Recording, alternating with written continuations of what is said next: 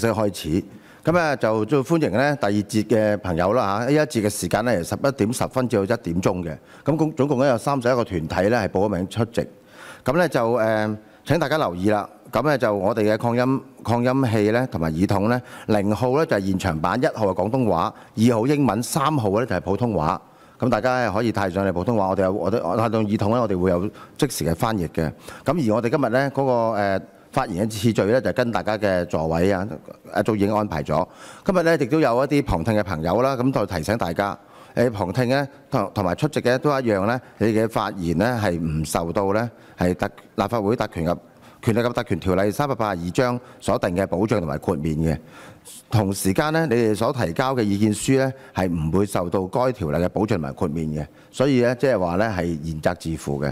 咁旁聽嘅朋友咧，亦都有一個公眾人士須知，請大家留意。咁咧，如果你未睇到嘅話，未攞到嘅話咧，我哋嘅保安同事咧可以俾你嘅。咁咧就今日發言以外咧，你哋如果有任何嘅意見書咧，都可以喺今日同埋之後咧補發俾我哋嘅，補交俾我哋嘅。OK， 咁咧就我哋今日要找緊時間啦。咁咧就開始啦。先請林庭惠先生，民主黨。喂，係主席，我係民主黨社區主任林庭惠啦。咁我今日想講嘅係青年貧窮嗰個問題。咁因為咧，青年就未必係最窮嗰一班人啊，不過咧就一定係最俾人忽視嗰一班。因為根據咧2017年香港貧窮情況報告咧，就話香港咧2017年喺政策介入之前呢，嗰個青年貧窮住戶有5800人，喺介入咗之後咧就減到去3900。咁啊，可能對比起報告入邊咧，其他類別人士可能真係微不足道嘅。不過咧喺呢個報告入邊咧，就話嗰個青年住戶其實就係講緊家庭住戶入邊所有成員都係18至29歲嘅年青人。咁大家可能話咁都覺得奇怪喎，點解係18至29咧？咁因為喺呢個年頭，到底有幾多嘅年青人係可以自己出嚟住咧，或者係同其他青年人合租咧咁樣？咁就我舉一個好簡單嘅例子，咁就係一個咧公屋長大嘅年青人，可能月入1萬幾蚊，申請公屋已經係冇乜可能噶啦。咁申請呢個居屋又未必供得起，私樓就更加唔使諗啦咁樣。咁佢哋如果想去買樓啊，可能真係靠父幹嘅啫。咁再睇翻可能14去到17年啦。咁有關嗰個香港青年住屋嗰個抽樣調查呢，18去到34歲嗰啲後生仔呢，有80%都係同父母住嘅，即係話講緊可能有7% 啦，都係獨居或者係同伴侶住嘅啫。咁喺香港呢個呢，百物騰貴，自己住有一闊三大嘅情況下，到底佢呢個報告係咪真係反映到我哋香港係有幾多嘅青年貧窮呢？有幾多係貧窮嘅青年呢？咁樣，即係我哋都想反映翻，即係其實呢個報告係反映到唔到依家嗰個真實嘅情況。咁依家啲後生仔呢，可能要結婚、置業生仔啦，進修都係一個經濟考量嚟嘅。咁可能隨住呢個專上教育普及化啦，可能個個都覺得讀大學都係一個揾工嘅一個入場券嚟嘅。但係問題往往就係呢。依家讀大學都係需要錢嘅，咁好多年輕人都係需要咧去做一個貸款。咁學資署嗰個資料顯示，就16-17年呢，41,560人就獲批咗呢個貸款嘅。咁17-18年都有33,915就批咗，即係話呢班後生仔咧未出嚟做嘢，已經係咧有一筆好大嘅負債喺度。所以而家咧啲後生仔可能咧。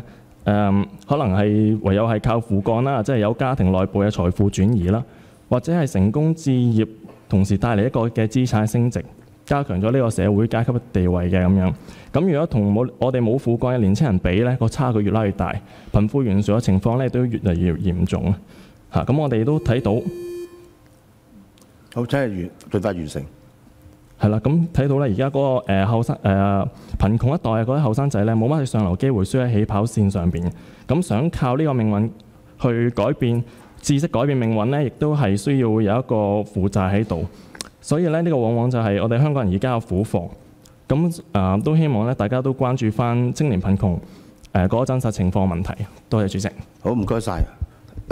原來成功靠父幹個學術名稱叫做家庭內部財政轉移。咁呢個我今日都學到嘢，多謝你。跟住請民主青年李詠賢小姐。好，多謝主席，我係民主黨社區主任李詠賢。咁我今日嘅發言呢，主要係評論現時嘅貧窮計算方法。咁我認為就係用貧窮線作為量度貧窮嘅工具呢，係唔足以反映貧窮人口嗰個生活狀況，亦都未能為香港滅貧呢提供一個具體嘅目標。咁貧窮線呢係用一個即係相對貧窮嘅概念啦，咁就係以即係政策介入之前，按照唔同嘅住戶人數嘅收入中位數嘅50%定呢個貧窮線嘅。咁所以貧窮線以下就係貧窮人口。咁但係好可惜，香港嘅貧富懸殊呢個差距係好大。過去嗰10年呢，香港嘅堅尼係數呢都係維持喺0.53幾嘅，咁係比好多嘅發展國家都仲要高。咁堅尼係數大咧，代表住一個社會嘅兩極化嘅情況好嚴重啦。咁所以呢個係即係對數字上對貧窮嘅理解。但係其實相對貧窮咧，亦都係顯示咗有同冇。咁亦都係代表住有啲人有特權、有機會，但有啲人就乜都冇，係被削弱嘅一群。咁喺英國咧，好多時都會將貧窮啦，即係 poverty 同埋社會排外 social exclusion 呢兩個概念咧，係攞埋一齊嚟去研究嘅。咁亦都有學者會提到，點解有啲人會越嚟越有錢呢？咁尤其是當一個地區佢有錢嘅人10% 係佔咗成個地區大部分嘅 GDP， 呢一個咧唔係一個即係仇富嘅論説，而係反映咗制度上嘅唔公平。咁係政府保護唔到社會上弱勢嘅人，咁所以好似香港咁樣啦嘅勞工保障啦，或者家庭主婦啊、照顧者呢啲都係冇受到任何嘅即係社會保障咁樣。咁究竟香港嘅貧窮人口係咪就係得嗰130幾萬呢？咁其實貧窮除咗係代表即係金錢嘅缺乏咧，亦都包含住市民咧嘅生活同埋健康質素咧，能唔能夠達到即係社會普遍嘅標準嘅。所以我建議除咗喺呢個貧窮線呢個計算方法咧，亦都要有其他工具去評估即係貧窮嘅多面性啦。咁其實2014年咧，中大同埋社聯都做過呢方面嘅研究嘅。咁就係以多項嘅基本生活需要咧作為指標。咁譬如問受訪者佢哋每一日能唔能夠食到健康嘅即係嘅生果啊、蔬菜咁樣，或者每個月佢哋能唔能夠出外同家人去參與一啲活動？呢啲咧都係好具體化咁去評估香港貧窮嘅情況。同時，即使係高於貧窮線嘅人咧，佢哋嘅生活質素都可能係好差嘅。咁我希望除咗政府會加呢個即係資源之外咧，亦都要有針對性嘅政策同埋目標，先至能夠惠及有需要嘅市民。多謝。好，唔該晒。跟住請 Miss Felix 張。多謝主席。我係Felix 係香港融樂會嘅。咁根據2016年嘅人口普查咧，少數族裔其實佔香港嘅人口咧唔多嘅，只係4%嘅啫。但係咧，少數族裔咧有3高嘅。咁有邊3樣高咧？係佢哋咧都係個比率咧係比全港嘅人口高。第一就係佢哋未有機會去就讀專上教育啦，佢哋嘅貧窮率啦，同埋佢哋嘅在職貧窮咧，都係比全港嘅人口較高嘅。咁喺在職貧窮咧，如果我哋就睇到2014年同埋16年嘅少數族裔人士嘅貧窮報告咧，都有講到佢哋係以在職貧窮為主，但係咧同整體嘅貧窮情況咧係唔同嘅。咁佢哋在職貧窮嘅原因咧，係因為在職嘅人士學歷啦，同埋佢嘅技能咧係較遜色。咁如果我哋睇緊正話都有講啦，14至24歲嗰個人口咧，其實佢哋比起一般嘅人咧係低於11個，即係比起全港咧係低11個百分點，有機會去讀一啲專上嘅教育㗎。咁所以佢哋就業嘅收入咧水平就比較低。通常咧家庭因為可能普遍較大啦，縱使咧係在職咧都係唔能夠脫貧。咁中文能力咧嘅較遜色咧，都係影響咗佢哋升讀專上教育啦、就業能力啦，同埋融入社會嘅主要障礙。少數族裔咧，尤其係南亞裔嘅人口咧，比較係年輕嘅。咁政府咧應該係更加需要為呢一啲香港嘅新一代咧係提供支援，去提升咧未來整體人力資源嘅質素。咁其實大家都知道啦，教育咧係減少跨代貧窮嘅主要途徑。但係我就好奇怪，點解今日全日裏邊嘅公聽會咧，竟然冇教育局出現嘅？咁同埋融樂會都講咗好多次㗎啦。其實教育局幾時先至可以醒？佢真係俾一個有一個平等嘅教育嘅俾到呢個少數族裔呢？好多少數族裔而家就算係讀咗12年，以至話係讀埋幼稚園啦15年啦，佢哋學到嘅中文程度呢，只係得一個小二嘅中文程度。咁你點樣叫佢出嚟揾工，或者更加係去讀一個專上嘅課程呢？咁我哋希望咧，其實教育局咧係應該針對翻而家有冇一個中文為第二語言嘅一個政策。咁由幼稚園開始，利用呢一個正確嘅方法，可以教到佢哋中文，等到佢哋可以咧係銜接入去主流嘅中文嗰度。咁最緊要咧就係要有一個有階段性嘅學習目標啦。而家呢一個嘅架構咧係冇嘅。咁同埋一定要有一個師資嘅培訓。咁學前同埋管理層咧，亦都係應該受到咧多元化嘅培訓，去推展校園嘅共用環境。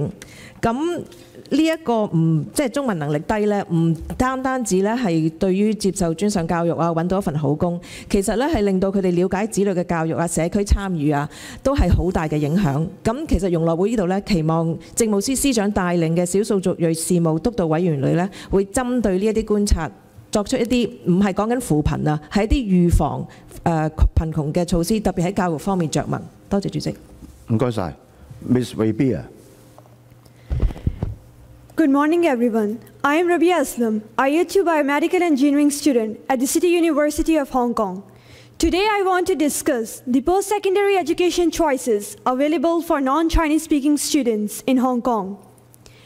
Despite the government's claim that non-Chinese speaking students can choose their education paths according to their interest and Chinese language abilities, many ethnic minority youths are still facing barriers in accessing post-secondary education because of the language barrier and many other reasons.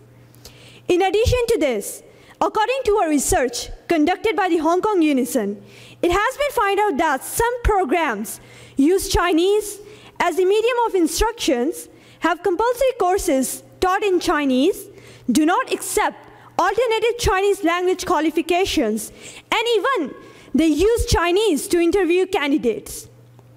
And to be honest, I personally believe that such measures are making these programs nearly inaccessible to non-Chinese speaking students.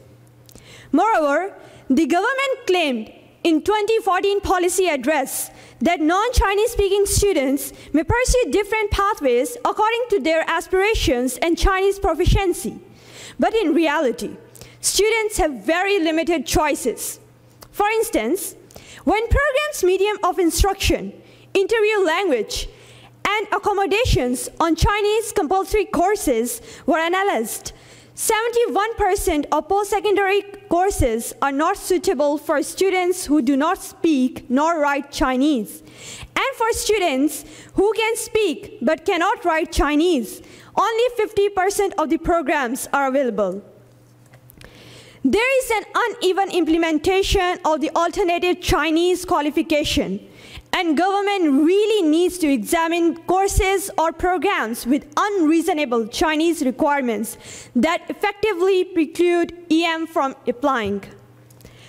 Although many of the ethnic minority speakers sitting here today are university students, please don't take this to mean that there is nothing wrong with the policies. Unfortunately, we are not the norm, though we wish we are. Most of our classmates are motivated to study further, but since there is an achievement gap between EM and Chinese students due to poor education policies, and since Poverty Report pointed out that EM have lower education attainment, which is basically linked to their income level and how ethnic minorities are stuck at low-skilled jobs, the government should review the post-secondary education progression ladder to better suit the needs of non-Chinese speaking students. The government really needs to re-examine its EDB policies because present planning on post-secondary education in Hong Kong has overlooked the needs of non-Chinese speaking students. Thank you. Thank you. Ms. Camille Peak. Good morning, everyone. My name is Kamalpreet Kaur, and I'm an Year 2 university student in Hong Kong. What I want to highlight today is the ambiguity and irony of this notion of the standard family size, which is emphasized repetitively in the government's reports of the poverty situation of ethnic minorities, especially South Asian minorities. To begin with, the Hong Kong Poverty Situation Report on Ethnic Minorities from 2016 makes a very interesting remark. It basically summarizes the average household size of ethnic minorities and conveniently compares it to that of the general population. It notes that the average South Asian household size was 3.0 persons, while that of which was larger than that of the average of all household sizes, which was 2.7 persons. At a first glance, this may seem to be a legible point, contributing to the poverty of South Asian households in Hong Kong. But when you consider the context of this report to be about Hong Kong, the city that is facing a dire aging population and forecasted labor shortages, a criticism of a large household size is not only mind-boggling, but also very ironic. When you step out of facts and numbers and really think about it, which household size average is more abnormal? The household with an average of 2.7 persons or that with 3.0 persons? The government shouldn't aim to single out household sizes of South Asians as the main reason of their plight, because in doing so, it is also implying that the poverty of South Asian minorities, such as Indians, Pakistanis, and Nepalese, is self-inflicted, that they've brought it upon themselves simply by having more kids, and hence they should be left in their own plight. Really, the government should be aiming to support all households regardless of size. Despite one working household member, if 19% of South Asian households generally remain in poverty, as is cited in the same report from 2016, then the problem is in the system. The fact of the matter is that the government policies in education, employment, and welfare services for ethnic minorities are failing to support and socially mobilize ethnic minorities. Perhaps the system should be critically reconsidered, since it is the one failing to support large family sizes of ethnic minorities. If the system doesn't cater to large family household sizes, then this is a critical flaw in the system, because no household size should be too large to be supported and to be able to live at a dignified quality of life. After all, poverty is not a choice of the South Asian minority. It is a consequence of a system that is failing to support them. Thank you for your time. Thank you. Ms. Arlene. My name is Roy Arlen L., a local Nepalese student currently studying at the University of Hong Kong. My ethnic group has the highest dropout rate of more than 20% in high school. I'm one of the few that became the exception to that. And now I'm seen as a beacon of hope, inspiration, and a role model, all because I'm going to university. How crazy does that sound? That simply because I'm pursuing a tertiary education, something that should be completely normal, I became someone extraordinary.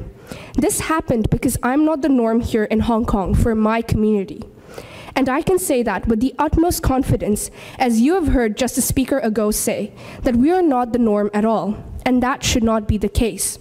So where have we gone wrong as a city that scores extremely well on Program for International Student Assessment, also known as PISA, a city tagged as exam-oriented? Surely we cannot shrug off this matter by saying that most EM kids are lazy, do not have the ability or the capability to pursue tertiary education, because we sit here as proof before you that we're more than capable of pursuing it. So there must be something deeper than that. The way the Chinese curriculum has been handled has played a part. It has spouted a seed of doubt in most EM students that they have lost the fight before it has even begun. And here's how it has done it. By making them realize they lack the language that will so profusely affect their career choices. But what waters these doubts further are the way EM students are treated by their teachers. Teachers who fail to help us gain the confidence to see further beyond our disadvantage. Which university would you like to go to? A question that should be asked is never asked to most EM kids because we are already assumed to have failed. Even I was never asked that in my high school. Instead, I've heard and have been told by so many students that their teachers have told them, you'll never get to university. Definitely apply to VTC or community colleges for sure. All these comments with such pessimistic outlooks on our future academic on our academic future are set because the teachers are reflecting the trend in their actions and the words. It doesn't happen in a school. It happens in a lot of schools. So if we want to stop this, we've got to start training our teachers to be more culturally sensitive. We need to start focusing on training the teachers to understand the needs of these students who often feel alienated and uncared for in a place where they spend most of their youth. As much as teachers need to be trained for special needs students, because so do they for EM students, because the fact that they're culturally different makes their needs different, and you cannot cater to someone you have no idea about. I have been asked this question: how do I teach EM kids? And now, as absurd as that sounds, as we were another species, it shows the lack of exposure these teachers in training have had, and again highlights the importance of training these teachers officially. So if we want to train EM students, if we want EM students to start getting the higher educational attainment that we need, then we need to start supporting them completely. Thank you, Chairperson. Thank you, Arlene. Ms. Hina, please. My name is Bashir Hina, a Hong Kong Pakistani. We are aware of the fact that education, specifically Chinese language, is the key to ethnic minorities' integration into the community, finding a stable job, and even admission to post-secondary or tertiary education. Despite of being called a local student and local citizen, ethnic minorities are deprived of rights to equitable quality education. EDB has introduced the Chinese learning curriculum second language learning framework for non-Chinese speaking students, where many students have found the curriculum easy or meaningless. The main point is, why does EDB preset low objectives for ethnic minorities when it comes to Chinese learning in comparison to Chinese local? We are told Chinese is objectively hard to learn, so here's a simpler version and easier curriculum for you. Instead of encouraging us to aim for higher proficiency, we are told to adopt an alternative easy curriculum. And after studying the easy curriculum with little or zero proficiency in Chinese, how can we land on the same employment opportunities? The government is setting us up for failure. During the beginning of my school life, I took the initiative to take local Chinese curriculum instead because I knew how important picking up the language was in every aspect of my life, whether it be working or socializing. Nevertheless, I was told to switch to an easier Chinese curriculum for the sake of comfort for the entirety of my school life. I was told it will be difficult for you to adapt and learn. Doing GCE, GCSE exams, and taking APL Chinese courses are of little avail. Chinese curriculum like GCSE for secondary students are equivalent to primary 1 or 2 Chinese level in a local primary school, where we learn very basic Cantonese words.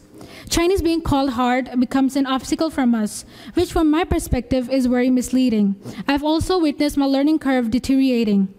Also, according to Hong Kong Poverty Situation Report on ethnic minorities in 2016, larger proportion of EMs aged 5 and above claim the ability to speak English than to speak Chinese. For many, English isn't our first language or mother tongue, yet we manage to be proficient. Then how is learning Cantonese any different? The policy goal of the learning framework was originally to help non-Chinese speaking students bridge over to mainstream Chinese curriculum, and the EDB said the framework will be reviewed every 3 years. However, now in the 5th year of the implementation of the framework, the government has yet to make the report available to stakeholders. The government should immediately implement Chinese as second language policy with staged learning objectives, coupled with suitable teaching methods to teach students whose mother tongue is not Chinese, so that their learning ability and Chinese ability can reach similar levels as their Chinese peers. I believe we, ethnic minorities, should be entitled to quality equitable education, and the EDB should restructure CSL education policy which well supports Chinese learning. Thank you. Thank you. Ms. Kulsum, please. My name is Ummi Kulsum Akhtar, and I am a student from HKU studying Bachelor of Nursing. And today I will be talking about 2 things. First of all, the teachers' training on the framework of learning Chinese as a second language, and then cultural sensitivity among them.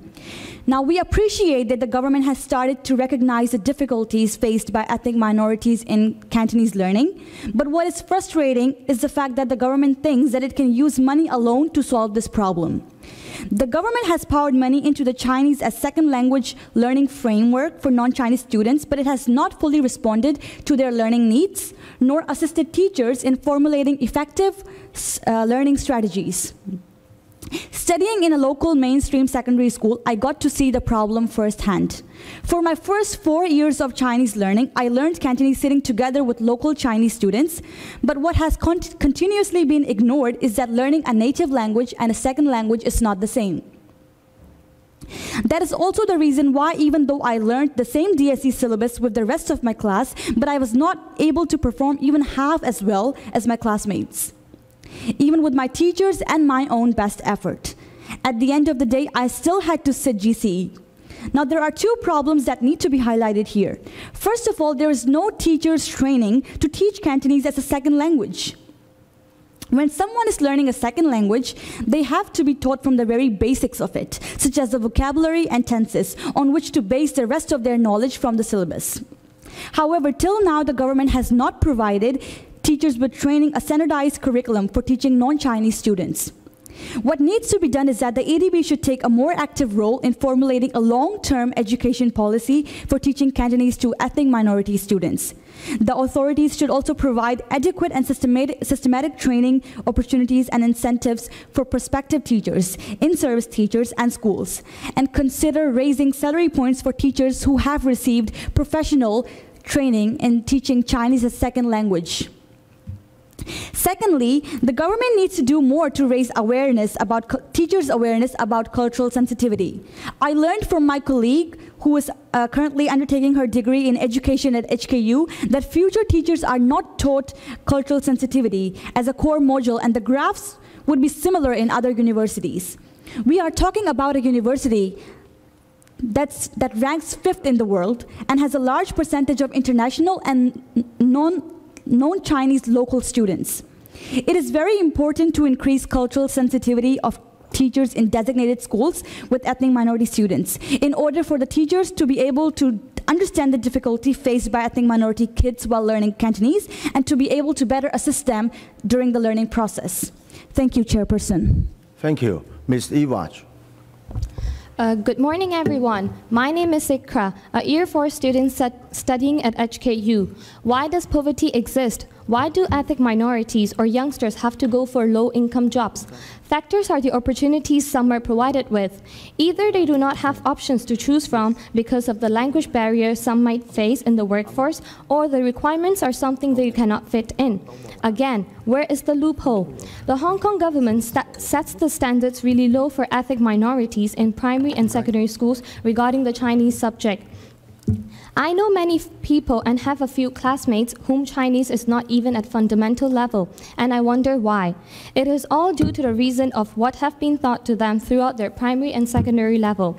Referring back to the number of NCS students sitting for the internationally recognized alternative Chinese language qualifications examinations, which are GCSE, IGCSE, GCE Chinese in the last few years provided by the government, one very obvious fact is that the numbers have been increasing, indicating that students are meant to be taught for these levels in their schools respectively. Each year, among about 1,000 NCS students taking DSE, there are only 100 students sitting for HKDSE Chinese every year. Only around 30 people, which is 3% of all the NCS students, can obtain a level 3 or above, which is the general entrance requirement for UGC programs. Compared to the figure of 56% of overall student population being able to achieve the same result, there is obviously a huge disparity which can only be attributed to the failure of the system to provide Chinese as a second language curriculum, but not the personal effort of students and teachers.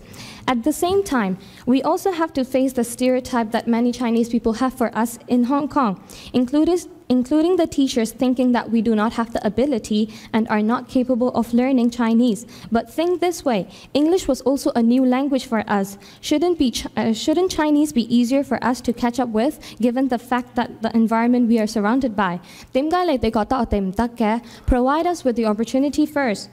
We can learn English because we are taught English as a second language. I think if we are taught Chinese with similar method, we can do pretty well.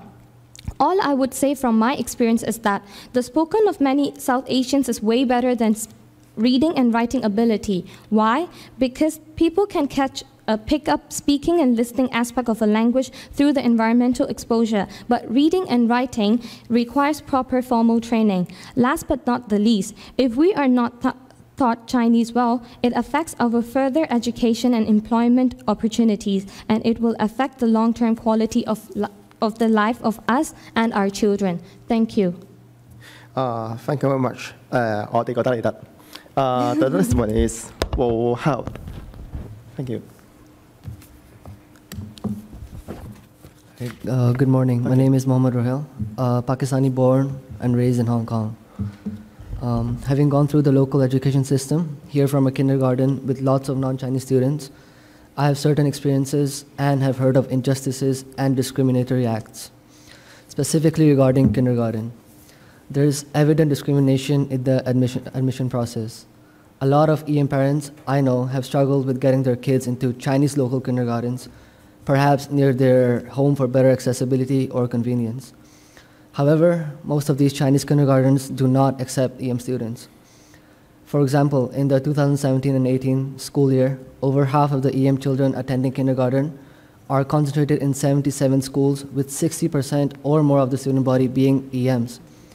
This goes to show how concentrated the kindergartens are and how reluctant they are to accept EMs. Another example is that Hong Kong Unison and other NGOs serving EMs continue to receive complaints from ethnic minority parents about unfair treatment they have received while applying for kindergarten, including, for example, only receiving Chinese application forms or not being able to access Chinese school websites, and also attending kindergarten interviews conducted only in Chinese. And we could see how this could be really unfair for them, because parents, most of the EM parents, may not be as fluent in Chinese and would prefer English as their main language, but yeah. And kindergartens are worried that having EM students will lead parents to perceive the school to be of lower quality. This is a prevalent mindset among Chinese parents and kindergartens. Or perhaps to not diversify their teaching approach, or as they usually claim, that it's hard to support their learning. But again, they're kids. We should at least give them a chance. Now, these kids are mostly aged 4 to 6. They do not need to be segregated already. It is absurd, because even in the very first step of education, we have signs of discrimination. And if we already have that in the first step, then how can it work out step by step? Because primary schools are dependent on kindergartens.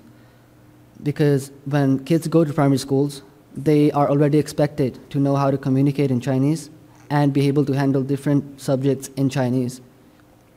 So in order to improve education, not only for EMs, but generally too, we must change this way of segregating Chinese and EMs. Because after all, we are locals too, and deserve a chance to study together from early stages of our growth, primarily in kindergartens. It is the EDB's responsibility to make sure kindergartens are following administrative guidelines, which are to be fair and provide adequate support to both Chinese and EMs. Thank you. Thank you very much. The next one is Mr. Biswa. Yeah, thank you, Mr. Chairman. A lot of deputations today have reiterated the points of language barrier and low education attainment as a major obstacle for integration into society. Yet I'm reading the indifference on the government official representatives here on the faces, and I hope I'm wrong about this. Starting with kindergarten, early integration of ethnic minority students is very important both for the foundation of language and integration. But studies have found that ethnic minority students face discrimination during kindergarten admission, and there is lack of supportive environment in schools for non-Chinese speaking students. The Office of Ombudsman completed a direct investigation on government support for non-Chinese speaking students in Feb 2019 and highlighted 4 main areas that needed attention and improvements from the EDB. In terms of support for ethnic minorities applying for kindergarten, the EDB also said that it has never received from parents any views reflecting difficulties in finding kindergarten places for the children, and that they have only received 1 complaint in 2 school years. This shows that EDB is not familiar with the situation and it is passive in supporting the parents.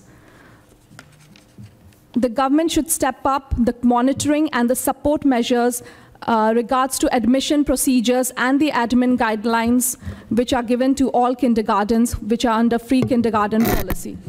Starting from 2019-2020 year, EDB will have new arrangements for subsidizing kindergarten under the free kindergarten scheme. Unison emphasizes that apart from being concerned about whether the subsidy amounts will be increased, questions of transparency and accountability should not be overlooked. Otherwise, it will only repeat the situation of non-Chinese support in primary and secondary schools where a lot of money has been put in without making much difference.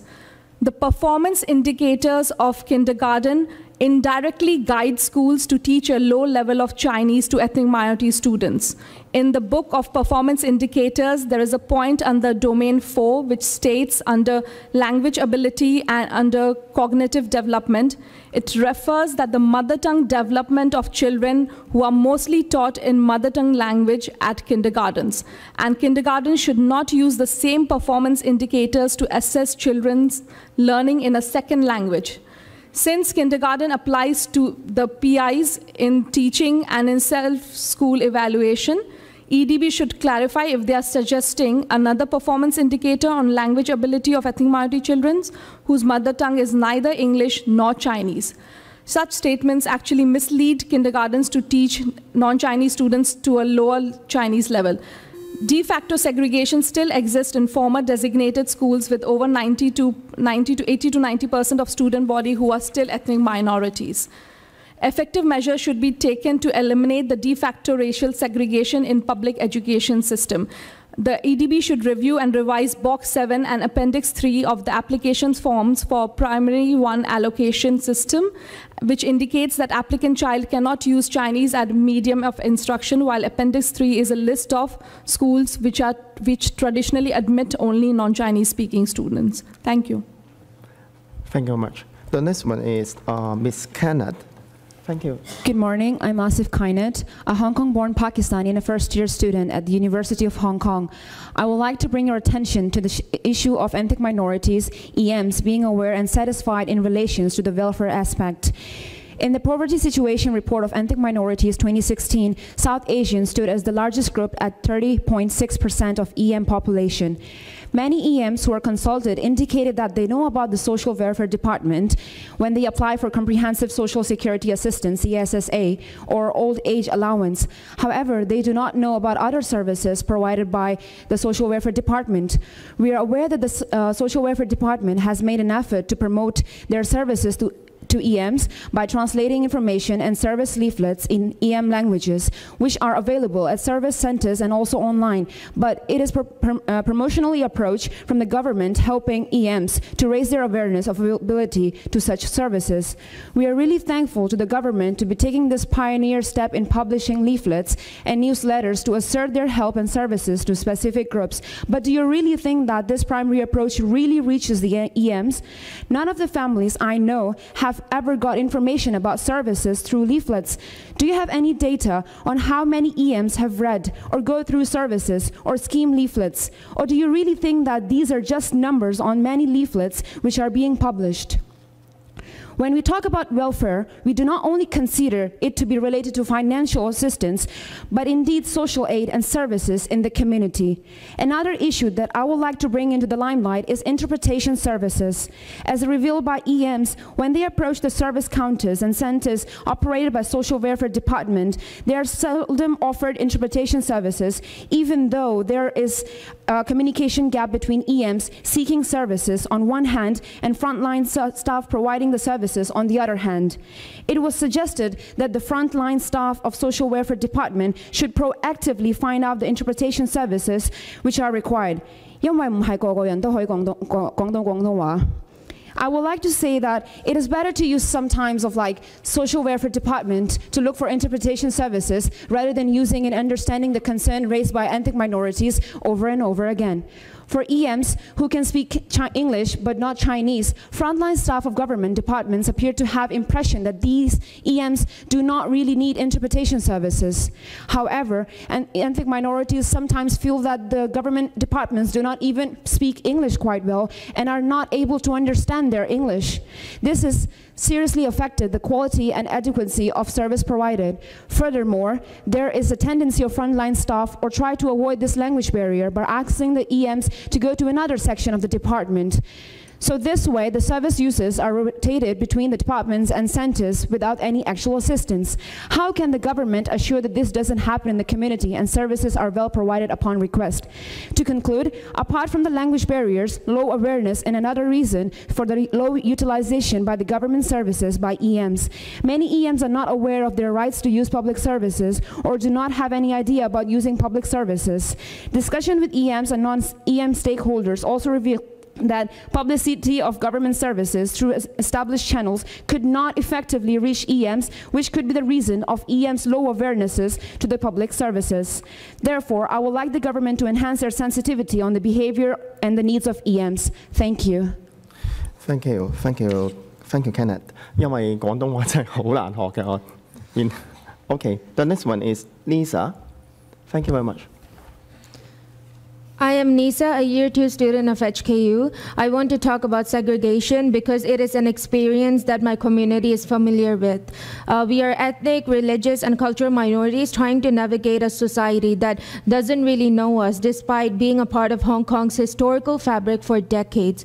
Although I wish to replace the word segregation with integration, it does not shed light on the reality of inequalities perpetrated by the existing systematic discrimination. It is often claimed that ethnic minorities prefer certain schools or enter certain occupations because they want to associate with people of their own race. But what people fail to realize is that it is rather a byproduct of segregation practiced intentionally and unintentionally on Chinese and ethnic minorities by different parties, including the government and schools. It is a question of accessibility, whether these spaces are made welcoming to ethnic minorities in the first place. Let's consider this cycle of discrimination. An ethnic minority parent may want to enroll their children in a Chinese kindergarten, but the school may dissuade them from applying, reject their applications, or group all ethnic minority children in PM classes, separated from Chinese children in AM classes. Later on, because of their poor Chinese abilities and because parents aren't sufficiently informed about school selection procedure, these children enter schools with high concentration of ethnic minorities and are deprived of a Chinese language learning environment. Even in mainstream schools, the education curriculum and schools cannot adequately cater to their needs, often pull out lessons that were intended to help boost students' Chinese abilities or subject performance become a form of segregation when these classes are designed with no time frame for bridge over in sight. While this fosters cultural insensitivity for all parties involved, it also influences ethnic minority students' future prospects. Their lower Chinese abilities and how their colleagues and employers perceive them affects their admittance to well-paying jobs and leadership positions. Their limited social capital restricts their economic mobility. For you, the narration of these experiences may sound tedious, but for us, it is crucial to discuss this because it addresses a detrimental social phenomenon, concentrated poverty. Statistics from Hong Kong Poverty Situation Report on EMs revealed that in 2016, before policy intervention, there were 22,400 poor EM households and 49,400 poor EMs, with a poverty rate of 19.4%. Overall, the poverty rate of South Asians when compared to the overall population is 19.9% higher. This pattern of poverty among EMs is unfortunately of no surprise because it has persisted over generations. The existence of racial segregation and resulting social and economic inequalities produces racially concentrated poverty, which impacts job accessibility, education attainment, and personal development. Thank you. Thank you, Lisa. The next one is Ms. Kerr. Thank you. 大家好，我叫 Nurpreet， 我而家喺香港科技大學讀緊商科。我喺香港土生土長。我通常俾啲本地人讚，哇！你真係好叻啊！你識講中文同埋英文，你一定會好容易揾到一份好工啦。But they don't know that it is not really the case, as the ethnic minorities do not have the level of Chinese proficiency required in Hong Kong. The real problem is that even if we are willing to learn Chinese, the current education system does not allow us to do so. I was taught easy Chinese in my 12 years of primary and secondary school. The things that I learned in secondary school were way easier than what I learned in primary school. When we're still learning, okay, then how are we supposed to be fluent in Chinese? This grossly affects our choices for post-secondary and careers we choose. Even if we get to university level, 70% of secondary courses are in Chinese. What if we needed that course for the job we always wanted? We're not able to pursue the careers which we desire simply because of our Chinese level. Many are choosing to leave Hong Kong as they do not see a future for themselves here in the work field. As an aging society, Hong Kong is losing the diverse talent pool to other countries. I acknowledge the efforts of the government for lowering the Chinese language requirements for some civil service positions. Unfortunately, the Civil Service Bureau is responding to the problem of limited employment of ethnic minorities in the government without actually fully understanding the situation of their Chinese education. While lowering the LPRS to CREUC Level 1 may seem like a significant concession, the reality is that very few ethnic minorities can attain this result, which is equivalent to a Level 4 in HKDSE Chinese examination. In 2017, only 28 candidates, which are 3% of all non-Chinese speaking students sitting the HKDSE Chinese examination, attained Level 3 or above in Chinese subject, compared to 56% of all-day school students attaining the same grades. So, who is actually benefiting from this policy change? So, I would like to request for changes in the way Chinese is taught.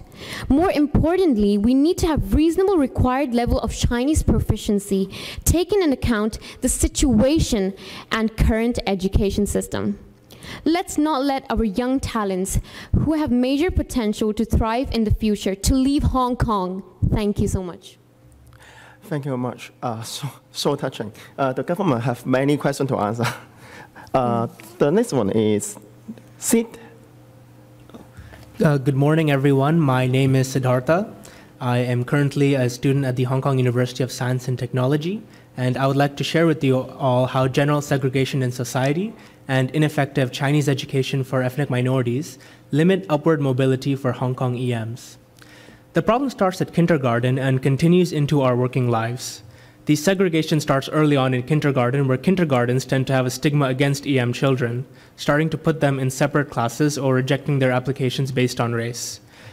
Just over the past 2 years, we see that over half of all ethnic minority children attending kindergarten at least were concentrated in 77 schools, and about 40% of all ethnic minority children attending primary and secondary education were concentrated in 13 and 9 schools respectively. All these schools had a student body consisting of more than 60% ethnic minorities as a majority. As soon as ethnic minorities enter primary and secondary education, we see the divide between locals and locals, how the system separates Chinese from non-Chinese. As a proof of concept, how many of you as government officials have ever had the experience of a classmate going through Eid or Ramadan? Because many of you may not have had the experience of growing up with us as peers, you may not understand us. People in general are unfamiliar with ethnic minorities and their struggle. They don't understand why ethnic minorities are also Hong Kongers, because their imagination of a Hong Konger has always been people of Chinese ethnicity and Chinese speaking. Many ethnic minorities and Chinese are meeting for the first time once they reach university or even the workplace, and they tend to divide themselves according to race. I joined my Hall Society Sengzhong or EXCO and organized very local social events, including orientation camps, to get involved in campus life because I myself consider myself as local Hong Konger. However, even though I may consider myself as a Hong Konger, other people may not feel the same. So I have to push myself very far to make myself seem local, and it's not easy. My experience shows that it is indeed possible for Chinese and ethnic minorities to integrate at a personal and social level, and it would have been a lot easier for us if Chinese and non-Chinese students had been learning and working together from the very beginning. Because there's no integration policy, and no action from the government to desegregate schools, we ethnic minority students have to keep proving our localness again and again, even though Hong Kong is where I grew up. Once entering the working world, the current Chinese education policy does not give ethnic minorities adequate Chinese ability to use the language professionally. The GCSE Chinese qualification receives neither recognition nor practical use in a professional work setting, and this severely limits the type of work that ethnic minorities can get, and social and professional network that we can gain, and the kind of information and opportunities that we can get. Because social capital has a lot to do with employer perception, working opportunities, and even critical information related to welfare, stopping segregation within education and a proper Chinese curriculum would contribute to alleviating poverty. Thank you. Thank you, Sid. We are Hong Kongers. Thank you very much. The next one is Habiba. Thank you, Chairperson. Good morning. I'm Habiba, born and raised in Hong Kong. I would like to bring your urgent attention to the ineffective education support measures for the Chinese learning of ethnic minority students that may be linked to the creation of poverty in Hong Kong. Now, firstly, the current Chinese language curriculum used to teach Chinese to EM children is too easy. The fact that the curriculum remains unchanged despite the introduction of Chinese language curriculum's second language framework suggests a highly negative perception of EM students' language acquisition abilities and competencies. Schools and teachers have very low expectations of their Chinese learning abilities. Therefore, there should be a thorough review considering the scheme being in its 5th year of implementation. Anecdotal reports relay that the curriculum is no different from the approach taken prior to the introduction of learning framework and that nothing has changed. The government needs to recognize the framework has failed to support EM students' Chinese learning. Secondly, when taught a lower level of Chinese not on par with their Chinese peers, EM children in mainstream public schools suffer in their ability to master other subjects taught in Chinese. This is more challenging when Chinese is taught in Putonghua as a medium of instruction for Chinese, a third or even a fourth language for many EM students. Hong Kong's policy on language education is to enhance the trilingual ability of the students, which is based on the assumption that Cantonese is the mother tongue. But what about our language needs? Our multilingual ability shows that we are willing and more than capable to learn just like our Chinese counterparts. However, with inadequate support from the EDB, the government has failed yet again in providing effective support to EM children's Chinese learning.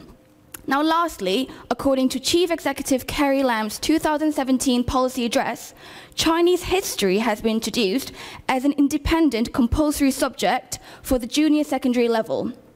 Has the EDB considered the needs of EM students who are also Hong Kongers in terms of teaching the language and curriculum content?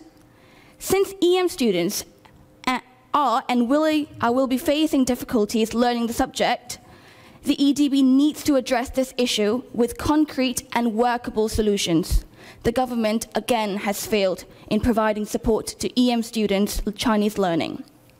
Now, low Chinese proficiency ultimately hinders our future pathways, whether in our career pathway or employment prospects. Most jobs these days require reading and writing Chinese. Some even ask for Putonghua proficiency, even though it's not a genuine occupational requirement. The reality is that it's very difficult to alleviate the current poverty situation, as it is near to impossible to function effectively in the workplace without a high level of Chinese competency in Hong Kong. Thank you. Thank you, Habiba. 下一位係嚟自香港社會工作者總工會陳洪秀女士。係，局長、各位官員，你哋好啊！我係香港社會工作者總工會。咁我哋一直都跟進緊致力更新綜合就業援助計劃，即係 IEAPS 嘅服務發展嘅。咁當政府今日講話要滅貧嘅時候咁但係政府20幾年嚟一直都冇規劃、冇時間表，亦都冇認真檢視過點樣好好發展一個 IEPS 嘅服務嘅。咁真正係為就業有困難嘅失業綜援人士提供一啲人性化就業服務啊！咁其實呢個計劃係由社署1999 1999年開始推出自力更生計劃開始，去到而家已經20年㗎啦。喺2003年呢，就外判咗俾社福機構去營辦，咁而當中都運作16年㗎啦。但係到今日呢，仍然係未被常規化嘅。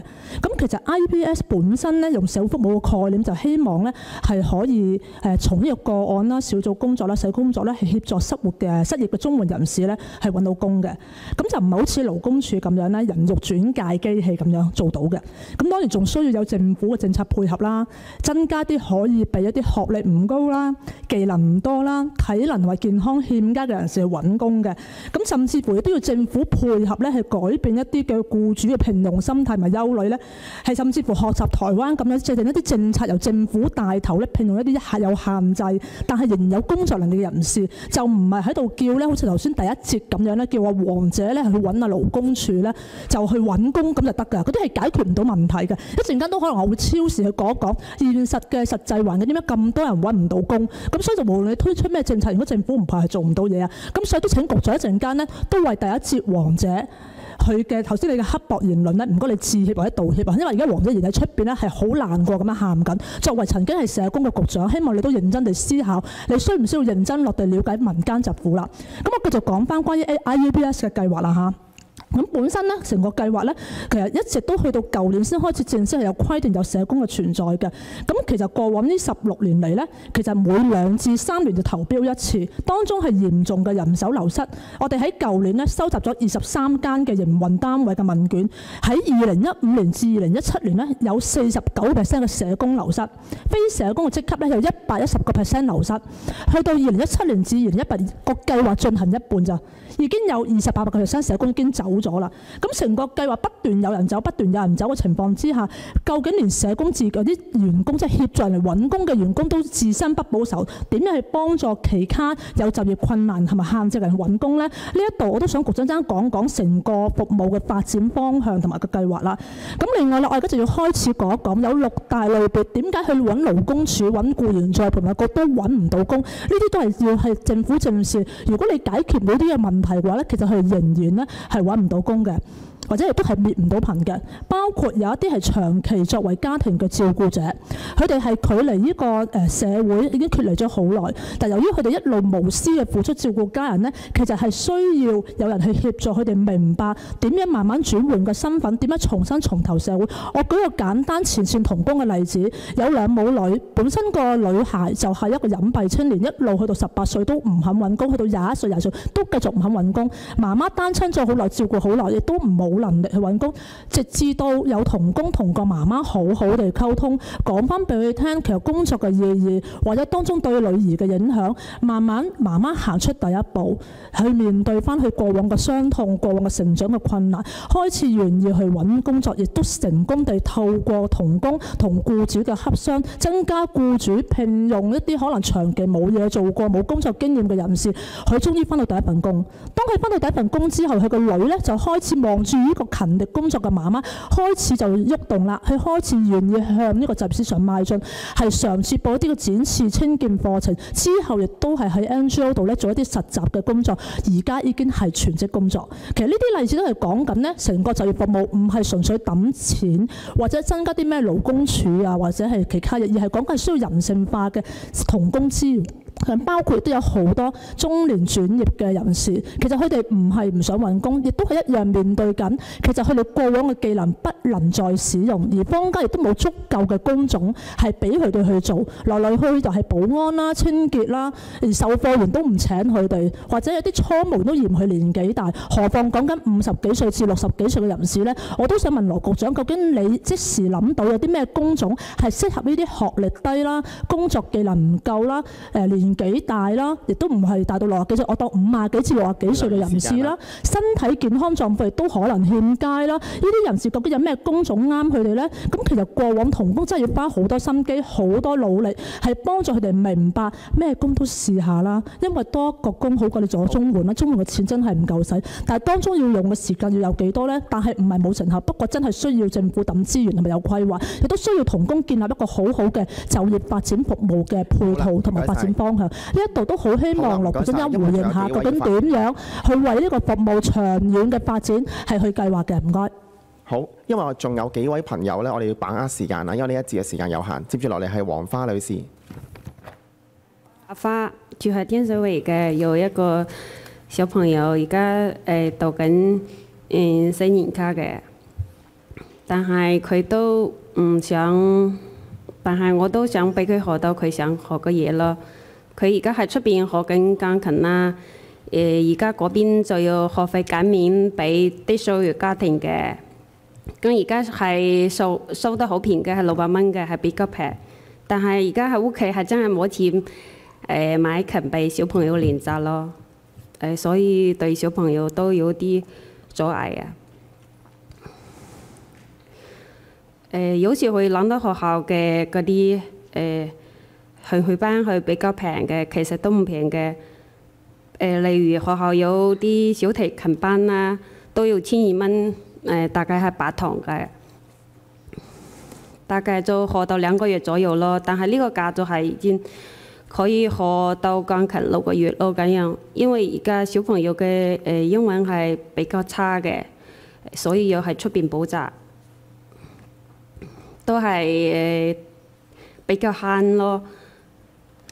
而家佢補習嘅就係1500蚊到2000蚊嘅，咁如果係要考試啊或者測驗就要加堂，會更加貴啲。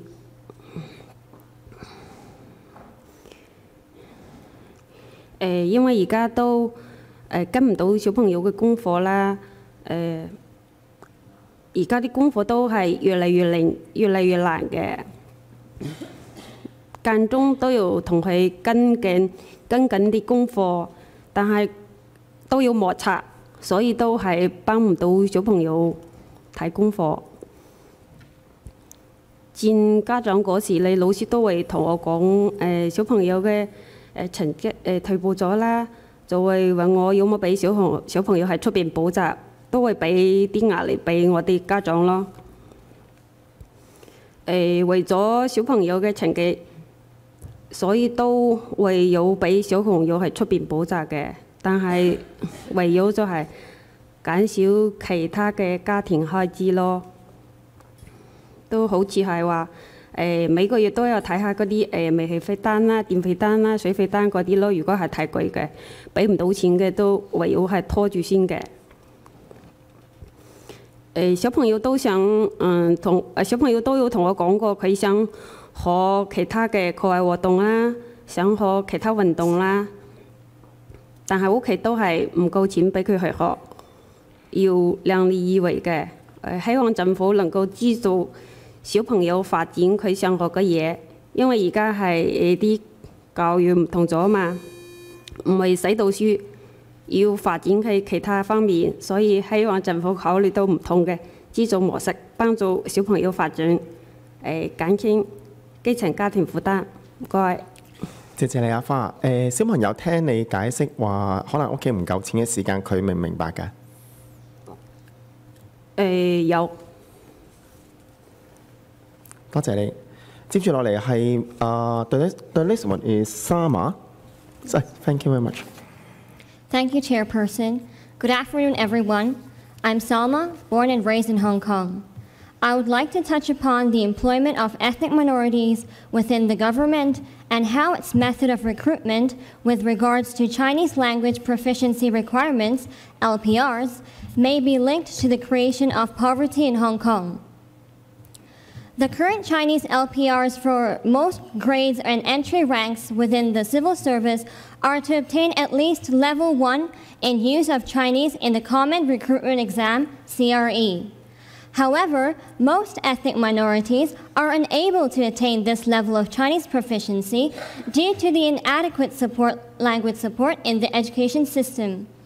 Despite being qualified for civil service positions, we fall behind our counterparts due to Chinese language ability. Ultimately, this hinders our upward social mobility. According to 2018 policy address, it has been stated that 53 civil service grades have lowered or will lower their Chinese LPRs. Surprisingly, these mostly include positions in the disciplined services only. For instance, police constable, police communication liaison assistant, and some positions in the Correctional Services Department. Unfortunately, the government is being selective as it is making outstanding efforts to encourage ethnic minorities to consider a career in the disciplined forces.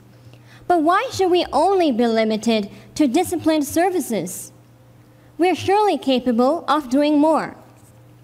Clearly, the Steering Committee on Ethnic Minority Affairs, set up in 2018, should thoroughly review the entry requirements relating to Chinese proficiency for all grades of the civil service.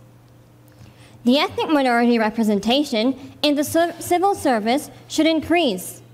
However, there are no statistical figures on the percentage employment of ethnic minorities within the civil service released. So when will the government release the results?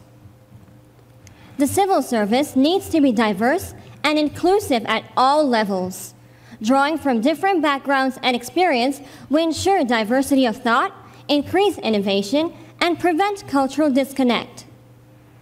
The government, due to the current Chinese LPR of its civil service positions, is losing a diversified and talented pool of individuals who are more qualified and capable than believed to be.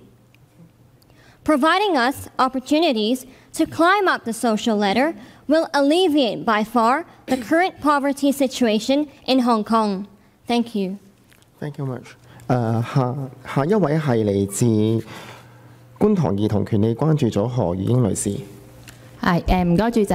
咁其實喺香港啦，咁5個兒童一個窮咧，咁都唔係講，即係都講咗好耐㗎啦。咁就其實講緊呢幾年啦，咁特別係今年啦，兒童貧窮率咧其實係升咗嘅。咁其實基層兒童無論喺健康講緊佢哋過輕過重，或者學習發展，其實都係有滯後嘅情況。咁跨代貧窮嘅問題咁樣一路都係延續緊，咁而兒童貧窮問題我諗都講咗好多年啦。咁其實我都相信政府就會總係會回應依家有唔同嘅政策支援緊，但係其實我哋每次講就係講緊就係呢啲政策好零散，好多基層小朋友其實係接觸唔到，而講緊嗰個內容同埋金額都唔足夠嘅。咁所以咧，我今日都想講下唔同政策嘅不足，都希望咧政府係可以回應嘅。咁就講咗兒童發展基金先啦，咁都係勞福局一個即係都會成日攞出嚟講嘅計劃啦。咁佢由2008年開始，10年嚟其實佢只不過幫咗17000個嘅小朋友，咁10年內都只不過係有1/10嘅基層小朋友參與過，講緊儲2年錢。跟住就要求小朋友1年用晒，咁其實係唔係一個長遠支援緊小朋友發展嘅一個計劃。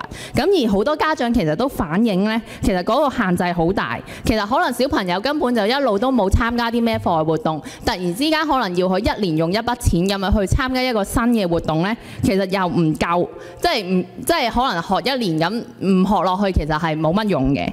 咁其實我哋見翻啦，之前立法會都有一個研究，其實講緊新加坡個兒童培育共同儲蓄計劃啦，咁其實係由小朋友一出世去到12歲咧，咁樣都係家長儲錢咁樣，政府再去做一啲配對啦。咁個儲蓄限額咧係可以去到大概5萬蚊啦上限。咁其實當小朋友真係講緊學習或者醫療嗰陣時有需要嘅時候咧，佢係可以攞出嚟用咧。咁其實係會比香港呢一個兒童發展基金咧係全面好多。咁同埋亦都有家長反映過，其實有小朋友俾學校揀中咁樣可以去參加一啲比賽啦，但係其實佢俾唔起，即係因為要去內地比賽或者係要交一啲考試費啊、比賽錢咧，其實佢哋俾唔起啊，咁就變咗小朋友冇咗呢一個機會。咁所以其實如果有一筆錢真係俾小朋友講緊，佢有需要醫療又好、學習又好，可以攞出去用咧，其實可以減少小朋友冇咗呢啲機會嘅損失。咁而在職家庭津貼都講咗好耐㗎啦，咁又係另一個政府話解決跨代貧窮嘅問題啦。其實講緊依家個兒童津貼都係唔夠15% 嘅基層兒童拎到。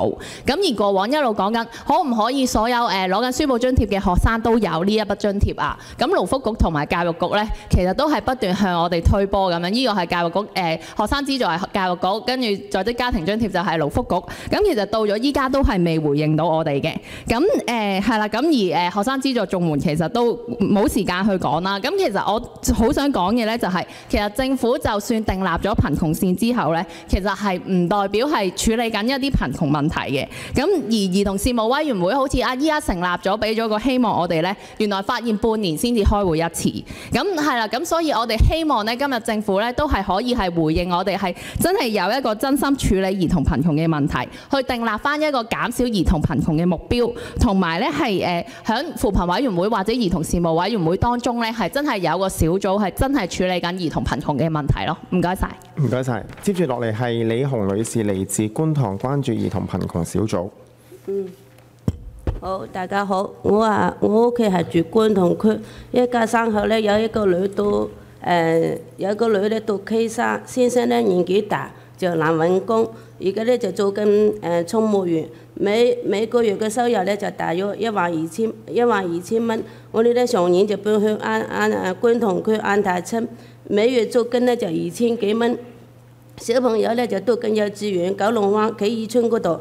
返學咧就坐車就來回就要2個鐘，送1個鐘至1個鐘，佢又讀緊半日班啦。我負責就接送小朋友啦，來回嘅車費咧就1個月咧大約就要近1000蚊啦。經濟壓力就好大啦，加上小朋友半日班咧，我自己又返唔到工啦。小朋友咧又年紀細啦，又容易得病啦。之前咧就犯過肺炎啦。睇一次私家醫生咧就要300至400蚊。阿女咧又試過發過一次玫瑰疹啦。又睇私家咧，如果排公立醫院咧就要等好耐啦。但小朋友咧就嗰啲病咧就係唔等得嘅。加上我小朋友咧又有嗰啲蠶豆症啦，又唔可以去藥房啊嚟買嗰啲陳圓圓嗰啲藥俾佢食喎，就一定就要睇私家醫生。所以咧低收入家庭咧，好似我啲咁低嘅收入咧，就每次睇小朋友睇醫生咧，就冇錢俾佢睇私家醫生啦，就要去揾嗰啲親戚啊朋友啊先借住先啦，就等第2個月我先生出咗糧咧，先俾翻嗰啲錢人哋啦。由於咧低收入家庭咧，小朋友咧學習咧同醫療咧開支大咧，平日小朋友想買書啊或者補習功課啊，都冇錢俾佢補啦。買新衫就更加唔談啦，成日咧就執埋嗰啲親戚朋友啊、嗰啲舊衫啊俾小朋友着啦。因為小朋友，所以我而家喺呢度咧就希望咧小朋友咧，希望小朋友咧就同長者一樣啦，可以有醫療券啦。小朋友有病咧可以用啦，而且學生資助咧可以從幼稚園開始提供啦，減輕我哋低收入家庭嘅負擔啦。兒童貧窮嘅問題咧就越嚟越嚴重啦，希望政府咧能設定減少兒童貧窮目標啦，建議小組處理兒童問題啦。多謝。多謝你。接住落嚟係嚟自觀塘關心兒童貧窮小組廖春花女士。各位午安，我叫廖春花，住喺牛頭角彩福村。我有3個小朋友啦，一個現就讀緊中學嘅，一個今年9月份升讀中學，另一個讀緊小2。眾所周知，小朋友升讀中學校各項費用嘅支出係比小朋友就讀小學嘅時候咧增長數倍以上嘅。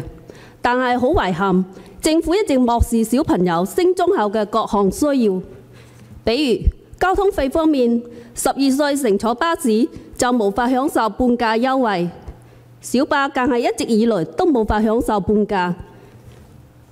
仲有基層家庭小朋友嘅午膳津貼，喺小朋友升中後也無法享受。呢啲各項雜費嘅增長係俾我哋嘅家庭帶來沉重嘅經濟壓力。喺呢度，我懇請局長、各位議員正視中學生嘅需求，讓學童喺12歲後乘坐巴士也可享受半價優惠，而基層家庭小朋友嘅午膳津貼喺小朋友升中後也可以一直存續。最後，我希望設立真正嘅兒童津貼，因為我嘅家庭雖然有申請低津，但係我先生係從事散工工作，其實都幾惶恐，唔知佢幾時會失業。一失業呢，呢啲所有福利都冇晒啦。希望政府設立專門嘅扶貧專責小組，減少貧窮兒童嘅數目。多謝各位。多謝你。接住落嚟係萬寧雲女士嚟自呢個嘅關注兒童政策組。大家好，我是觀塘的街坊啊，我有2個小朋友，一個大女兒就讀小學2年級啦，小的就讀幼兒園開灣的。我呢就是我老公呢就是做保安啦，他就要翻12個鐘嘅。在灣仔啦，也要來回翻到觀塘都要2個鐘嘅，加埋都4個鐘。就係話在家裡所有的事情呢，他就係幫唔到手啦，都係我一個人在忙。那麼平時呢，就係買菜啦、煮飯啦、接小孩啦、做功課啦，都係我自己一個人在做。但係平常呢，如果小朋友健健康康呢就 OK 嘅。但係呢，如果係小朋友一病呢，一個病係個個病嘅。就像我去今年初暑嗰時咧，我個細女係就感染了嗰個腸炎嘅，她咧係又屙又嘔又發燒嘅，完全都係食唔到嘢。但係咧，我又唔捨得去私家睇喎，就就給她從藥房買啲藥啦，買啲藥嗰陣時啦，都係冇好，這樣一拖咗幾日之後咧，又惹埋個大女，誰知道大女一發燒發到40幾度。我都唔知點搞啦，就係帶他去聯合醫院啦。去到聯合醫院之後，我就係帶埋個細嘅，係晚上係9點鐘去嘅，到聯合醫院等。結果咧就係誰知道係只有2個醫生喺度睇住嘅。等到睇完醫生已經係第二天早上嘅7點多了。就係我又孭住一個發緊燒嘅，2個都發緊燒嘅，孭緊一個小朋友，同埋呢個細嘅又抱住，2個都係發燒，真係嚟到一個通宵。當時咧真係我覺得我好辛苦啊，真係一個人都沒有得幫到手啊。同埋咧，我老公當時咧又話：邊個讓你去睇醫生啊？哇！睇醫生真係好貴啊，發燒喺屋企買啲藥就記得試算咯。真係我都唔知點講呢樣嘢。誰知道翻到屋企睇埋醫生之後咧，醫生話你唔可以留院啦，話又係又做咩啊？又係到後來翻到屋企之後又惹埋我就係我自己都病埋，加埋我哋3個等埋好完全好翻到屋企又要清理嗰啲又屙又嘔啲嘢啦，又有玩具啦、被子啦，全部都有洗過，全部洗埋之後我自己又病埋之後。完全康復好，我哋3個都1個多月之後才完全好翻。其實真係好辛苦㗎。同埋咧，呢個大女咧，而家就係好麻煩啦，好難教啦。小孩子咧，他又唔想做功課，同他做功課咧，喺度我睇埋你媽咪呢個字點樣寫啊？你又車緊一齊煮緊飯嗰時，他呢樣嘢嗰樣嘢，你唔睇住佢做功課，他就完全真係做唔到。真係好小朋友咧，我哋咧。佢哋班裏邊各個小朋友都有在出邊補習嘅，我哋完全係我老公1個月12000幾蚊嘅工資，真係唔夠支出嘅，真係冇錢去同他在外邊補習咯。就係喺屋企，我自己睇到佢做功課真係我係大陸人嚟嘅，我呢度嘅英文真係我真係講唔定，我都係一路學自己一路教埋佢嘅。真係我都覺得有些時候，當他唔有做功課唔聽話嗰時咧，真係我都覺得我自己真係發癲嘅。說實話，好多時候真係好想打佢啊！當我呢樣講要做好的時候咧，好多時要叫我有幾個社工就同我講，你要去睇精神科醫生。真係我攞住自己頂住要去睇醫生嗰時，真係我都唔知點講啊！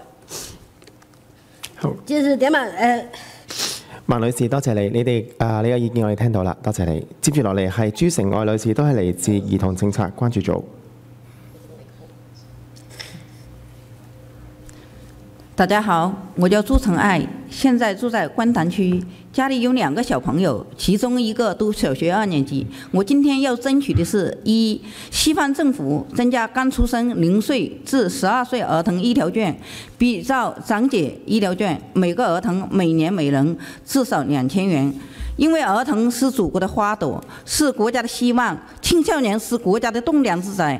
中国近代思想家、政治家、教育家、文学家梁启超在《少年中国说》一文中有一段至理名言：少年富则国富，少年强则国强，少年智则国智。所以我希望香港政府增加儿童医疗券津贴，让香港的青少年拥有强健的身体，为香港的繁荣昌盛做贡献。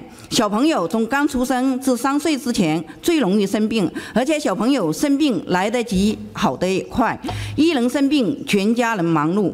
虽然香港公立医院医疗体系健全，看病价格便宜，但是公立医院人手不足，急诊室每天爆满。如果人发高烧39度至40度，上吐下泻和晕倒、昏迷等非常紧急的病人，可能在1个小时左右能见到相对应的专业医生。一般次紧急的病人，则需要6至8个小时才能见到专业医生。我自己深有体会。去年10月份，我儿子7岁时，有一个晚上10点钟左右，肚子痛，发高烧40度，我在家里赶紧给他吃了退烧药。到联合医院看急诊时，值班医生一量体温只有38.2度，最后等到第2天凌晨6点钟再见到专业医生。如果儿童患有慢性病，例如器官炎、哮喘、鼻敏感、皮肤病等，非常难约见医生。一般的病见到医生看来看去都是一样的急诊药，医治没有效果。应有2000元1年的医疗券，方便儿童生疾病可以看私家医生，控制病情，以免留有后遗症。2、牙科保健现在是政府资助小学6年，建议政府增加牙科资助到中学3年级。第3小点，增加香港大学和中文大学医学专业的招生学额，让更多香港青年学医做医生，舒缓医护人员工作压力。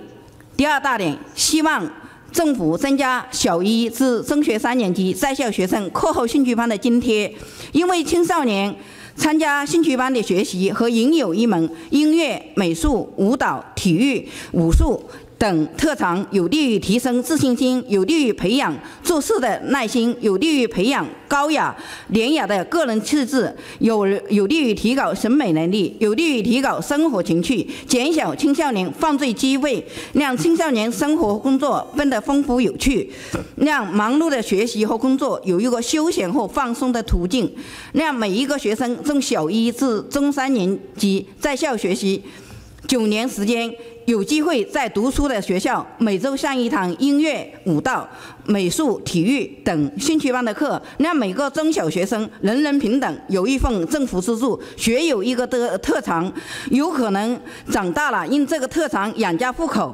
看大陆的歌星、影视明星就知道，个个撑得盆满钵满。第3大点，希望政府重视来自基层公民的建议和意见。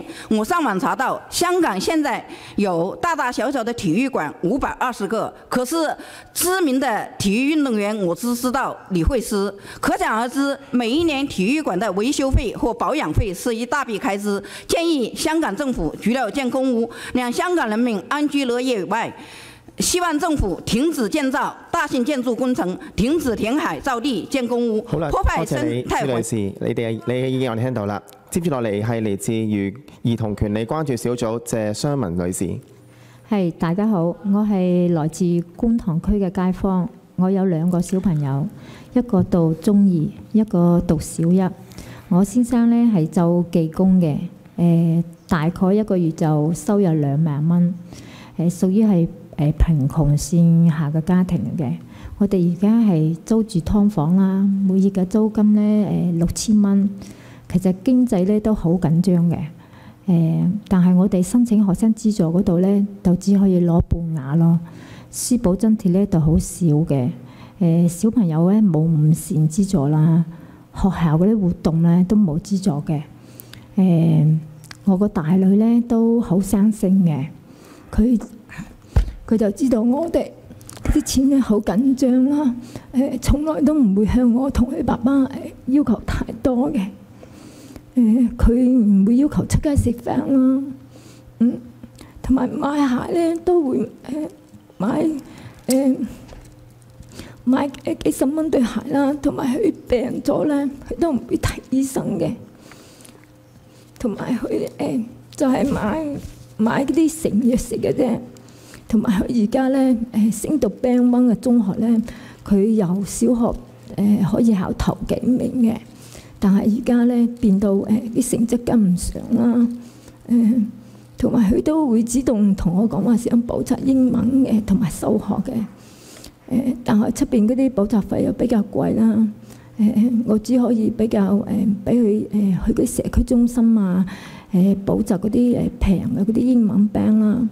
數學嗰方面咧，佢就嗰啲社區中心就冇嗰啲數學補習班啦，我就需要出去喺外邊揾嗰啲私人嘅補習資料啦。但係佢一個月咧都要成千幾蚊啦，我哋都好難負擔得到嘅。所以咧，我希望政府咧可以改善學生嘅資助制度啦，令所有貧窮線下嘅啲家庭咧可以申請嗰啲全額資助啊，同埋成立嗰啲4分3嘅嗰啲資助嗰啲課程嘅津貼啦，令我哋嗰啲喺貧窮線邊緣嘅嗰啲學生咧，小朋友都可以有咁多嘅支援啊嗰啲啦。希望可以成立兒童貧窮問題嘅二類成立即係希望政府可以成立嗰啲減少兒童貧窮目標啦，同埋處理嗰啲處理兒童嗰啲小組問題啦。多謝。多謝你。接住落嚟係陳華珍女士。大家午安。我叫華珍，住喺天水圍嘅。我有一個仔，依家讀緊6年級。我小朋友咧就比較中意畫畫嘅，特別中意畫素描啦，所以我都有俾佢去學畫畫。到依家為止，大約佢都學咗7、8年啦。其實咧畫畫咧，去學畫畫一啲都唔平嘅。一期4堂大約要380蚊啦，一星期就上2堂，一日連續上2堂啦。點解要連續上2堂咧？因為咧畫素描咧，如果上1堂1個鐘係畫唔到乜嘢嘅，所以要上2堂咯。所以大概380蚊，只係學到2個星期咯。因為佢哋中心咧有個政策嘅，一次過交4期錢就有9折嘅，所以4期就1368蚊啦。但係交學費嗰個月咧就好影響家庭開支啦，咁我就要諗其他方法去壓縮家庭開支啦。好似就等到街市就嚟收檔嘅時候去買平嘅餸啦。咁樣其實係唔係咁有營養嘅？同埋咧，我哋就會好少會出去食飯啦，同埋好少會出去玩啦，所以成日都會係留喺天水圍啦。而且畫畫咧，唔係就係得就係咁交學費，仲有其他開支嘅，好似文具啦、畫簿啦。你哋知唔知咧？其實畫畫都有考升級試嘅喎。每年我都會有俾小朋友考升級試嘅，已經考咗3年啦。嚟緊8月份又會再考嘅。其實嗰啲考試費都好貴嘅，佢會跟住即係你嘅級數越高就加得越多咯。除咗佢要交考試費，中心仲要收埋手續費啦。仲有跟住考試要租佢個畫架，同中心租每次都要俾100蚊嘅。記得有次第一次考試啦，就唔係咁有經驗啦。嗰次冇攞到畫架，就打電話同中心嗰啲協商，佢就叫我去執個紙皮啦，或者執個木板啦。點知執咗紙皮去嗰度，考試場話唔得。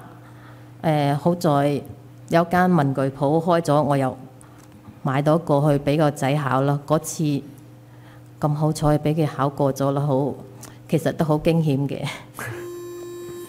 係，其實講緊即係發展興趣，其實係需要好多資質嘅。而對於基層家庭嘅負擔係好重嘅。你哋就話學生一人一體藝，咁冇錢點發展一人一體藝呢？政府依家冇嘢可以支援到小朋友持續發展，希望有持續性措施可以支援小朋友發展，就唔係好似地區青少年發展資助計劃咁，名額不足，又係只係嗰個短期措施啦。多謝大家。多謝你話真，因為小朋友的確係我哋即係最大嘅希望嚟嘅，即係會用盡我哋嘅力量咧，俾佢能夠即係學到更加多嘅嘢啦，或者即係建立佢未來。多謝你。好我哋嘅公聽嘅即係個別人士嘅發言咧，就到此為止。咁先聽聽局長有冇簡短回應啦。另邊廂我哋委員睇下有冇追問嘅，先請局長。多謝主席。今日喺呢一節咧，我哋都聽到好多特別有關少數族裔嗰啲所面對，特別譬如喺中文嗰個嘅學習嘅問題啦。實際上呢個問題大家都知道，喺2014年當特區政府就都覺得應該要推行中文作為第二語言咧，就開始發展咧相關嗰啲嘅課程啦、工具啦，同埋有關嘅培訓。我亦聽到大家講咧係關於嗰啲教師嗰啲嘅訓練嗰個問題啦，包括咗點樣去教中文作為第二語文，同埋點樣去提升佢哋對於文化嗰個嘅敏鋭性啦。咁呢啲嘅意見咧，我哋都會向教育局方面咧去反映嘅。近期我哋都知道咧，教育局特別係對於幼稚園嗰個嘅學習中文呢個問題咧，係要加把勁。咁呢啲工作咧都喺度進行緊嘅。另外咧，社會福利署都會喺今年咧係會開始嘗試咧去揾一啲非政府機構啦，去提供一啲外展嘅服務，希望係能夠接觸到咧少數族裔，幫佢哋咧聯繫到咧現有一啲嘅社會服務嘅一啲嘅支援嘅網絡。咁呢個嘅試驗計劃，我哋希望喺今年年底之前咧係可以能夠開始醖釀啦，係喺嚟緊呢個財政年度咧去推出嘅。我哋亦都聽到一啲嘅意見有關呢個喺綜合就業支援服務計劃裏頭，咁大家都可能會知道咧，喺嚟緊呢一年嘅時間咧，我哋會就住未來嗰個綜合就業支援計劃裏頭喺綜援嘅制度裏頭咧，點樣去改善同埋將來嗰個運作嘅。咁所以我哋都會歡迎咧業界咧就住如何喺日後呢個發展嘅服務咧，俾啲意見我哋。至於喺兒童嗰個方面咧，雖然大家都仍然睇到咧，我哋喺不論喺學生嘅資助啦，喺我哋嘅在職家庭資助裏頭咧，都幫到唔少嘅細路。咁當然可能亦都係有啲嘅小朋友咧，仍然係所謂漏網之魚。不過我哋會喺多方面喺個政策上咧去檢視同埋點樣去優化佢嘅。多謝主席。好，接住落嚟咧，就我哋嘅委員提問，我哋收到就係張超雄議員同埋陸頌雄議員。我哋嘅時間都啱啱好嘅啫，咁我哋4分鐘連問連答好嘛？先請張超雄議員。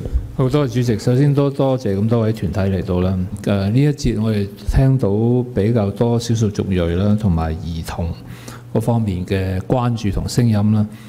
頭先我唔好意思，中間咧我因為有個有關自閉症人士嘅記招，我離開咗。咁我想就住少數族裔嗰度咧，其實佢哋多年嚟咧都係希望能夠有啲好啲教育嘅機會啦，然後及後佢出去揾工咧，能夠通過工作收入脫離貧窮啦。呢方面咧，我聽到頭先阿Sama問咧，即係點解咁多年嚟政府唔可以去降低佢嗰個中文語言個要求咧？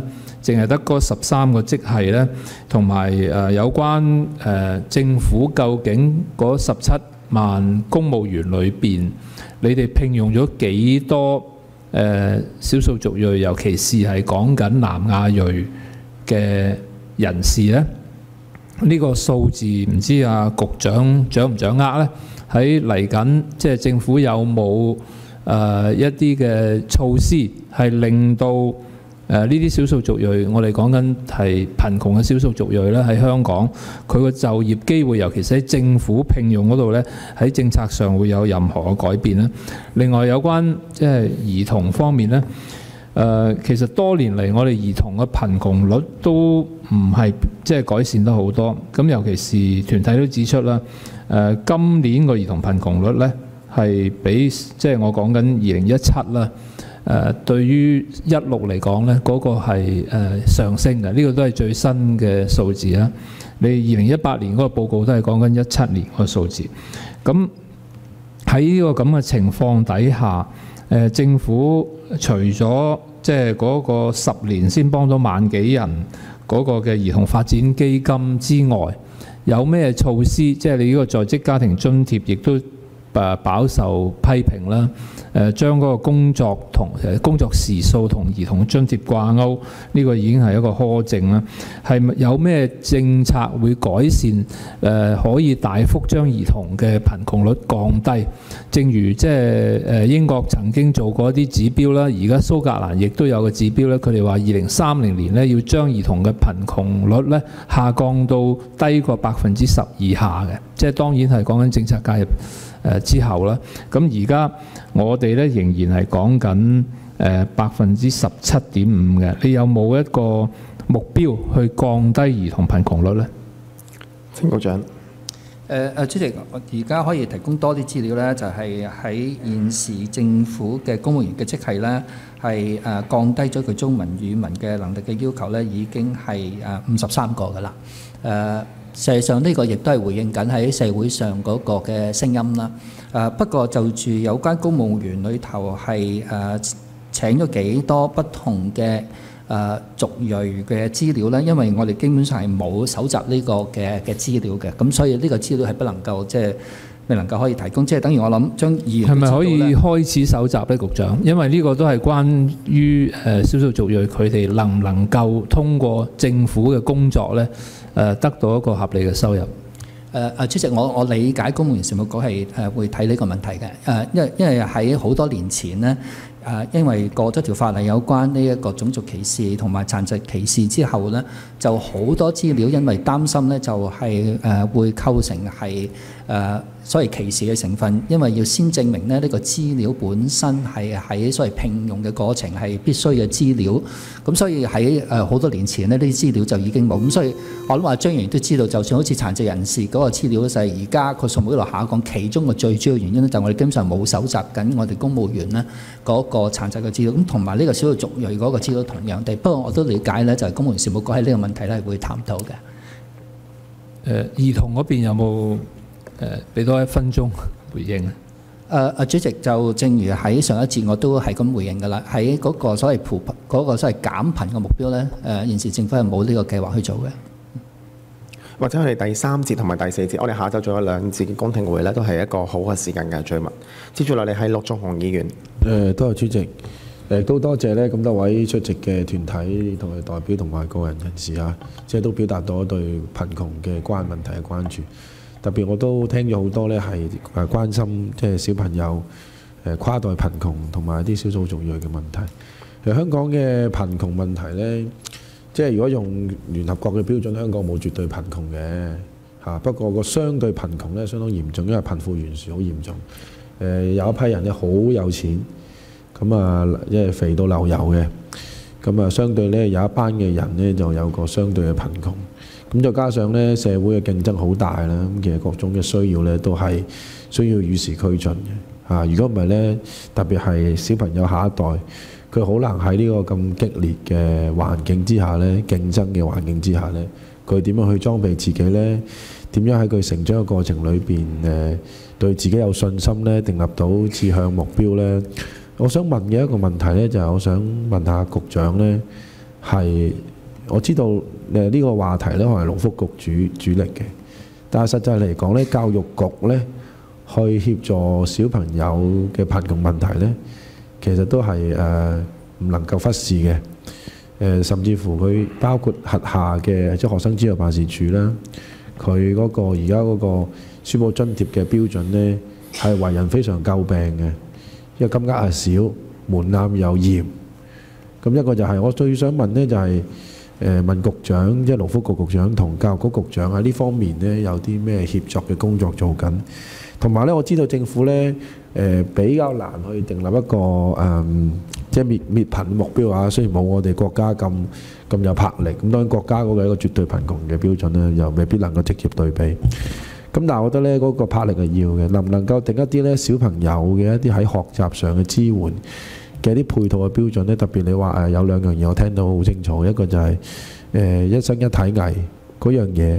我知道咧有啲參差，我有時去探唔同學校咧，有啲學校咧佢可能有啲熱心人士啊，有啲賢達啊，或者佢本身辦學團體有錢咧，好平㗎啲活動，真係俾啲小朋友差唔多免費咁滯㗎。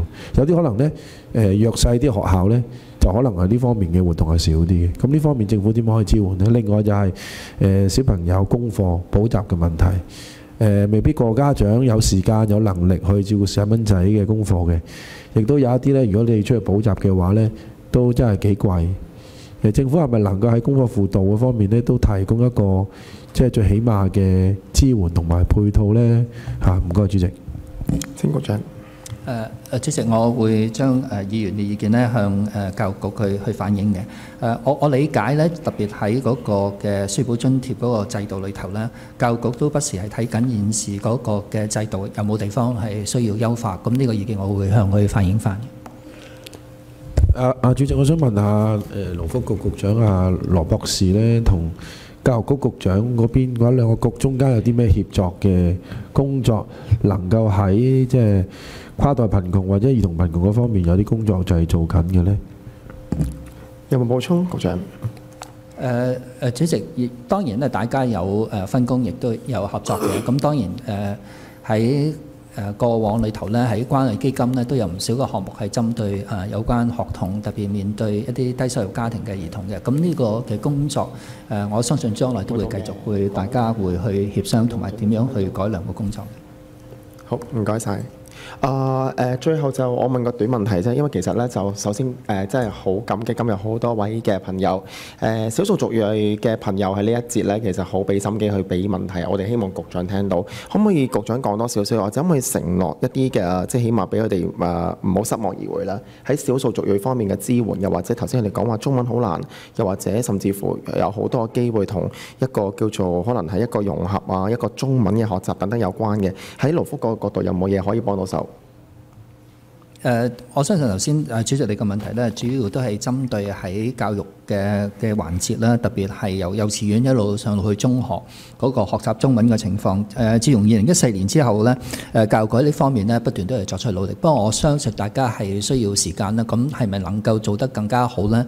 特別係越早介入，大家都知道係好重要。咁所以喺幼稚園嗰個工作係重要啦。咁喺勞福嗰下低咧，我哋社會福利署因為都有其他我哋叫做即係啲早期教育嘅工作嘅，咁所以喺由今年呢個財政年度咧，嚟緊嘅財政年度咧，我哋都會係去加強嗰啲資源咧，係俾一啲譬如特殊教育嘅單位咧，係如果當佢有一啲嘅少數族裔嘅時候咧，點樣去增強嗰啲嘅學校或者嗰啲幼兒園嗰個支援嘅工作嘅。好，唔該晒。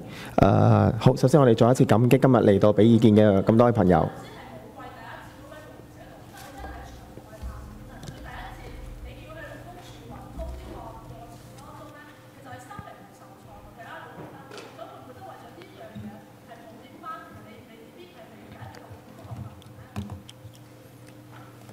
局長有冇補充？相信我哋甚至呢一節咧未能夠有回應都好咧，我相信第3同埋第4節都有時間。主席，我相信勞工處係應該可以幫到一班咧，如果佢需要揾工嘅朋友嘅。多謝主席。我哋跟住之後嗰一節嘅公聽會啦，係安排喺2點鐘喺會議室2係舉行嘅。咁我哋就喺晏晝嘅時間咧，我哋會繼續進行我哋第3節公聽會時間。